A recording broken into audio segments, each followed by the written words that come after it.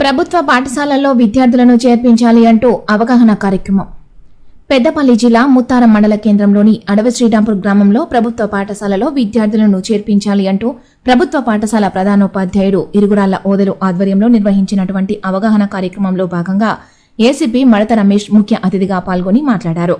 ఈ సందర్భంగా వారు మాట్లాడుతూ ప్రభుత్వ పాఠశాలలో ఉన్నత చదువులు చదివి అనుభవం కలిగిన ఉపాధ్యాయులు ఉంటారని, అదేవిధంగా ప్రభుత్వ పాఠశాలలోని మెరుగుపడిన మౌలిక వసతుల గురించి, గ్రామంలో ఉన్నటువంటి ప్రభుత్వ పాఠశాలల్లోనే పిల్లలను చదివించుకోవాలని, ప్రభుత్వ పాఠశాలలో విద్యార్థులను చేర్పించకపోతే గ్రామానికే అవమానకరమని ఈ సందర్భంగా తెలియజేశారు.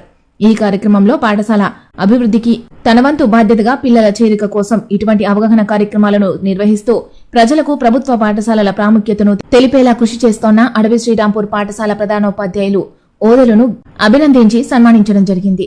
ఈ కార్యక్రమంలో గ్రామ సర్పంచ్ బొంతల అన్నపూర్ణ, పాఠశాల చైర్మన్ చిగురు స్రవంతి మరియు ముత్తారం ఎస్ఐ రవికుమార్, సిబ్బంది మరియు దొడ్డ బాలాజీ, మద్దెల రాజయ్య, అనివేన తిరుపతి, గ్రామస్తులు మరియు తదితరులు పాల్గొన్నారు. ఇతర పాఠశాలలు 120 మంది విద్యార్థులు వివిధ పాఠశాలకు హాస్టల్స్. ఇక్కడ హైదరాబాద్ పూర్తయిందంటే ఇక్కడ యూనివర్సిటీ పోయినట్టే. 12 వార్డులలో సర్వే చేయించిన 12 వార్డులలో 125 మంది పిల్లలు 6వ తరగతి 10వ తరగతి విద్యార్థులు వివిధ రకాల పాఠశాలలు చదువుతారు. అంటే సహజంగా ఒక 20-30 మంది 15 మంది ఆడపిల్లలు తీసేస్తే ఒక 60-70 మంది పిల్లలు అయితే మనకు బడికి వచ్చే అవకాశం. Model school, KGB, private schools, రకరకాల స్కూళ్ళకి సార్.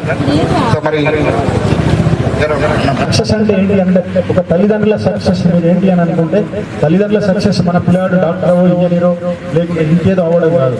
అట్లా అయిన తర్వాత కూడా లేకుంటే కాకుండా కూడా వృద్ధాప్యంలో అట్లాంటి ముసలాయనకి ఇంత టైం కింద తిండి పెట్టగలిగితే, అయ్యా తిన్నావు సాయంత్రం పూట వచ్చి నాయన తినవా బాబు తినవా అని అడగగలిగితే, అడగకుండానే ఇంత టైం కింద తిండి పెట్టి ఇంత పడుకోవడానికి కూడా కొంచెం మంచిగా చూసుకోగలిగితే అట్లాంటి కొడుకులను అట్లాంటి కూతుర్లను మీరు తయారు చేయగలిగారు. అది ఇట్లాంటి సంస్కారం ఉన్న టీచర్ల వల్ల మాత్రమే సాధ్యమవుతుంది. వాళ్ళు మీ పిల్లల కొరకు వాళ్ళు ఎందుకు కష్టపడుతున్నారంటే ఇట్లాంటి మంచి స్టూడెంట్స్ తయారు చేద్దాం. కాబట్టి దయచేసి మీరు అవకాశాన్ని ఉపయోగించుకోవాలని చెప్పేసి ఆశిస్తూ, ముఖ్యంగా గ్రామస్తులకు, లీడర్లకు, మరి యూత్ మీరందరూ కూడా కొన్ని కమిటీ ఫామ్ అవుతారా, లేకుంటే అందరు ఇంటింటికి పోయి మీరు తయారు చేస్తారా? అయితే ఇన్ని చేసిన తర్వాత కూడా వాళ్ళు పోతానంటే వాళ్ళ కర్మ, దాన్ని ఎవరు బాగు చేయలేదు. మనం బాగు చేసే ప్రయత్నం చేస్తాం. నేను మాట ఇచ్చినా దీన్ని కంపల్సరీ, ఎందుకంటే ఈ స్కూల్ కి ఒక ప్రత్యేకత, ఊరికి ఒక ప్రత్యేకత, స్కూల్ ఊరికి ఒక ప్రత్యేకత ఉంది.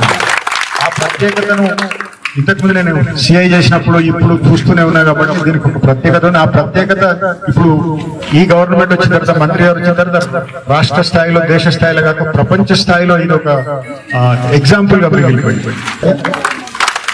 ఏం చదువుకోవాలి? బిఈడి చదవాలి, కనీసం బిఎడ్ అంటే డిగ్రీ చదవాలి, డిగ్రీ తర్వాత బిఎడ్ చదవాలి.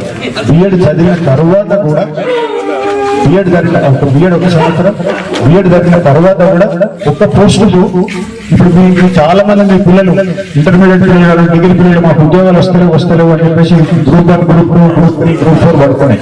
గ్రూప్ 4 పడ్డ పిల్లలు మరి ఎవరైనా ఒకసారి అప్లైర్ అయిన ఉన్నారు? ఎవరైనా? సర్పంచ్ గారు ఉన్నారు. సర్పంచ్ గారు ఒక అది గ్రూప్ 3 ఉద్యోగం, గ్రూప్ 4 ఉద్యోగం వస్తే ఇక్కడ ఉండేది కాదు. అంటే ఎంత కాంపిటీషన్ ఉంటుందనంటే ఒక పోస్టు దాదాపు 15,000 మంది, 20,000 మంది, 10,000 మంది, 5,000 మంది, కనీసం తక్కువ 1000 మంది లేదంటే 500 మందితోనైనా పోస్టు పోటీ పడాలి.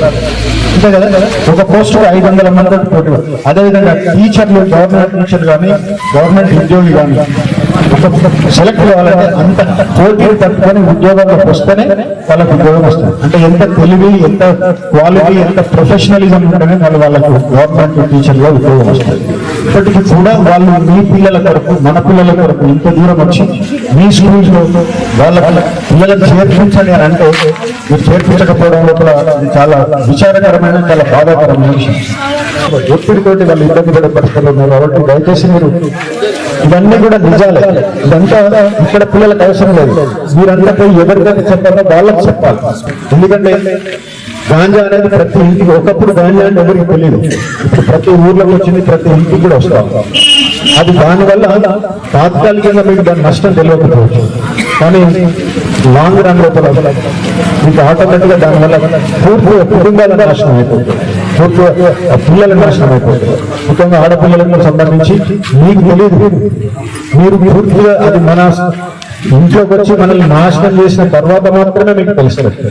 అది ఆ రోజుల్లో ఉన్న పరిస్థితి. ఈ రోజులలో ఆ పరిస్థితి లేదు. మీ పిల్లలు మంచి స్కూల్, మంచి వాతావరణం, మంచి టీచర్లు, మంచి ఎక్విప్మెంట్స్ అన్నీ ఉన్నాయి. కాబట్టి దయచేసి మీకు గవర్నమెంట్ ఇచ్చేటువంటి స్టేట్ లోనే కాదు ప్రపంచంలో గుర్తింపు ఇచ్చినటువంటి ఒక పాఠశాలలో కూడా విద్యార్థులు లేరు అనేది అది మీ ఊరికి అవమానం. గవర్నమెంట్ వీళ్ళకి ఎవరికి అవమానం కాదు. ఏమనుకుంటారు వాళ్ళు అంత ఇది మీద రావాలి, ఇంకేం కావాలి వాటికి ఆలోచించకుండా మీ ఊళ్ళో ఉన్న సౌకర్యాలు, మన ఊళ్ళో ఉన్న సౌకర్యాలను, గవర్నమెంట్ ఇచ్చే సౌకర్యాలను పూర్తి స్థాయిలో వినియోగించుకొని మీ పిల్లలను ఎగ్జాంపుల్ గా తయారయ్యే విధంగా, రేపు మీరు తలదించుకునే విధంగా వాళ్ళు ఆ పని చేయకుండా, ఒక సక్సెస్ అంటే ఏంటి అంటే ఒక తల్లిదండ్రుల సక్సెస్ మీరు ఏంటి అని అనుకుంటే, తల్లిదండ్రుల సక్సెస్ మన పిల్లాడు డాక్టరో ఇంజనీరో లేకుంటే ఇంకేదో అవ్వడం కాదు. అట్లా అయిన తర్వాత కూడా లేకుంటే కాకుండా కూడా వృద్ధాప్యంలో ఎట్లాంటి ముసలాయన టైం కింద తిండి పెట్టగలిగితే, అయ్యా సాయంత్రం పూట వచ్చి నాయన తిన్నావా, బాబు తిన్నావా అడగగలిగితే, అడగకుండానే టైం కింద తిండి పెట్టి ఇంకా పడుకోవడం కూడా కొంచెం మంచిగా చూసుకోగలిగితే, అట్లాంటి కొడుకులను, అట్లాంటి కూతుర్లను మీరు తయారు చేయగలిగారు.